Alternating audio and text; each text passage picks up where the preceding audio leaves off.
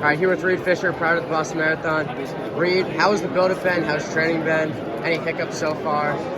Yeah, honestly, everything's been great. I would say this has been pretty objectively my best build-up of my career to this point. I've been able to do more volume, higher intensity. I've raced quite a bit more than I do in a build, and all of that's gone pretty well. So on paper, everything points to a great day on Monday, but as we all know, that guarantees absolutely nothing in the marathon. So trying to go in with a level head, just get out there, compete, run hard, and have fun doing it. And then, so this year, Team Elite has gone through a pretty big shift. Yeah. You've shifted from more of a track team to a road, strength-based marathon team. Can you talk me through that whole partnership with Adidas and how it's evolving with guys like you, guys like Connor being more of the focus of the group now, and what that's going to look like for viewers? Yeah, it's a good question. So yeah, we've definitely pivoted from kind of a shotgun method.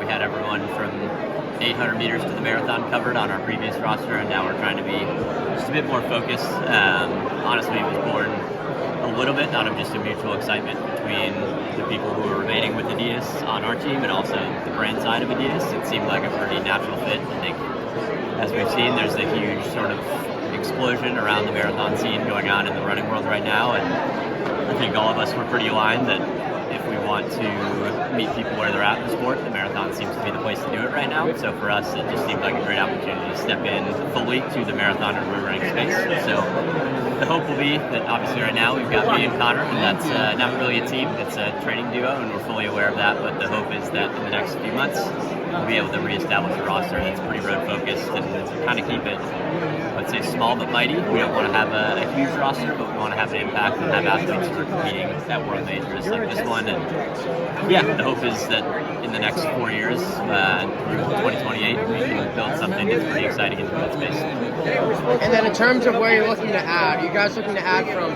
current pros, new kids coming out of college with more of a 5K, 10K base? Yeah, so in the short term, I would say the hope is to bring in some pre-existing pros who've already established that they're competitive in the marathon space, but we're also fully aware that part of the reason Team Elite exists is for guys like myself who came out of the NCAA as a relatively under-decorated athlete, but knew they had a lot of promise at longer distance stuff. So that's always going to be a core for us, is looking at recruiting grounds and giving athletes opportunities to step into somewhere that they might feel like they have a lot of room for improvement. So yeah, the hope is in the next 6 months we bring in a handful of pre-existing pros and then supplement that with a handful of maybe NCAA or recent grads who are younger, haven't maybe ran a marathon yet, but are very much have their eyes focused on that distance in the future and have shown promise in some 10K to half marathon sort of stuff. So a bit of both, I guess, is the answer.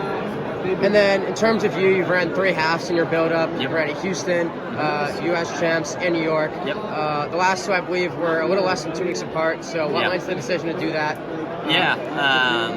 Fun being the primary motivator. I think, as Drake says, as soon as I'm done having fun with it, I'll be done with it.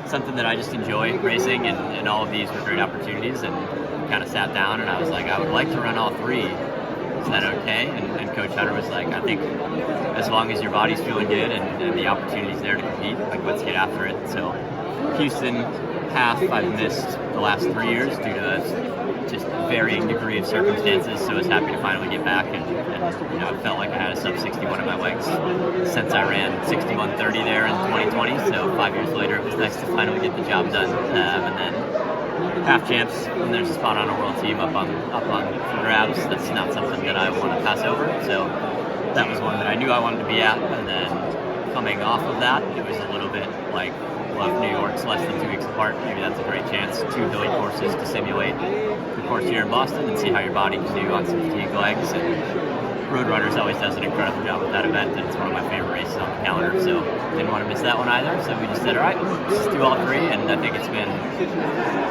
created some more unique circumstances in my build. Like, I've had kind of my peak weeks were less focused on like just accumulating mileage and hitting big workouts because I was racing during them, but I think there's a lot to be said for running 13 miles as hard as you can instead of a good quality long run and keeping the volume high. So it's been good.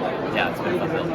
And then, besides obviously the race results, has there been anything in training, any key workouts that have told you that you're in the best shape of your life?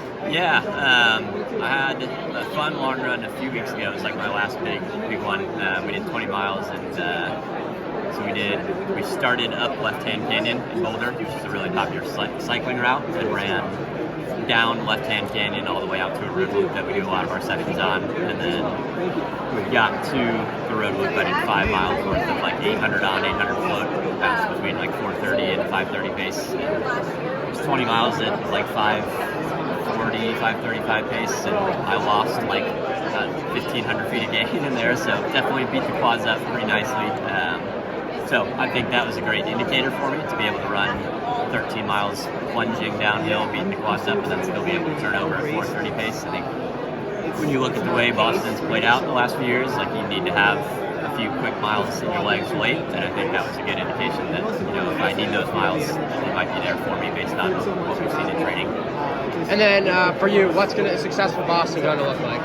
I think when you think Boston, you think competition. You know, it's similar to New York in that regard. I think it's not a time trial-y kind of course. The weather looks good, and it can be a very fast day, and I think I'm prepared for a big PR. I think with the caliber of American and international field we have here, it won't shock me if to run the kind of race and finish where I want to finish.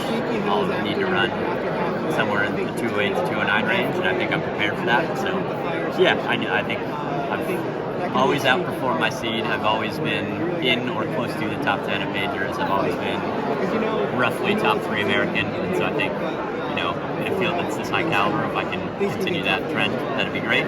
Obviously, I'd love to improve on that. Maybe move up into the top 10 to top 5-ish. You know, the beauty of Boston is you never know what's going to happen in that last 10K. So if you're there, you've got a chance, and that's a fun place to be.